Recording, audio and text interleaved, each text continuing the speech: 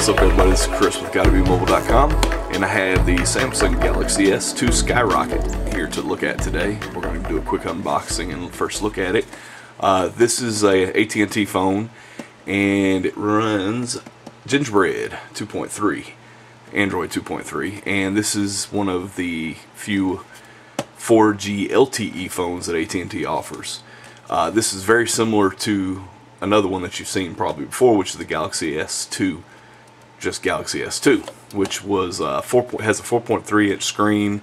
It costs $50 less than this one with contract. It had, smaller battery. The Galaxy S2 has a dual core 1.2 gigahertz processors, whereas this one has 1.5 gigahertz processor dual core. The Galaxy S2, just without the Skyrocket part, is only capable of HSPA plus, which some people will call 4G, but it is not capable of LTE, whereas this one is capable of LTE if you live in one of the markets that has that available.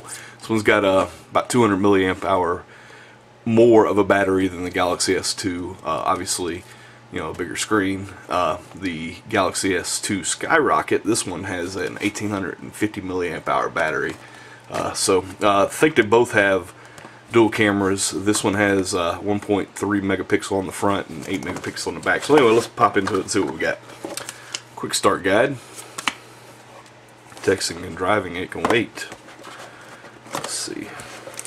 So there's the device in itself. It feels like it does not have a battery in it already, so we'll have to install that. Alright, we got faster broadband speeds, 1.5 dual core, Wi-Fi capable. What phone isn't? Android, dual cameras. Just a little marketing in there. We've got some more documentation. We've got what some people call a power brick, USB power adapter, a USB to micro USB cable. This is kind of what you expect. Looks like a pretty decent set of earbuds though. It's got a different size tips and everything. So, and we have this big old 1850 milliamp hour battery. And that is it. That's all that's in this box. So we'll go ahead and pop this open here. And let's see here, remove, blah blah blah.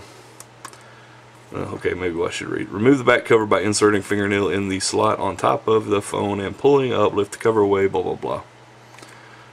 So it's telling me to, alright, my fingernails just got cut, so this is going to be kind of difficult. Oh, there's the slot. I have to look. Ooh, wow. That is very chintzy feeling, very thin plastic, as you can see there. I just about manhandle broke that. So we'll put this battery up in here.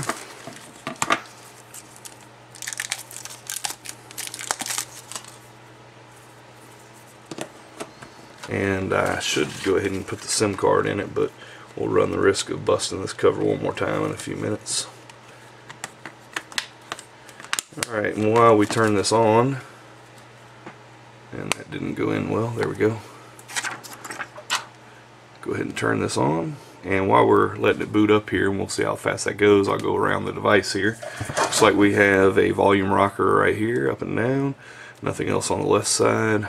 Micro USB charge sync slot there, little microphone hole there, and we're still booting. On the right side we just have the power button. On top you've got a 3.5mm headset jack. On the back we've got this 8 megapixel camera with a single LED flash, speaker slot right there, more stuff to tell us what to do with the phone, and I will take that off too. And oh wow, we're already up. On the front right here we have a 1.3 megapixel front facing camera, speaker slot there, your capacitive buttons, and I'm going to go ahead and set this up. We will go ahead and say get started. Get started on a tour. No, I don't want to do that. Let's just skip this. Set up your Google account. Okay, well I skipped all that. So anyway, you see how fast that booted up. I will go ahead and set my Google account up and put my SIM card in here, and we will go from there. Okay, I've got it set up now, and just added my Gmail account and so forth, a couple of social network things, but while I was adding my micro SD card and my SIM card, I noticed something on this device which is pretty darn awesome. Very trivial for a lot of people, but for me, I like it.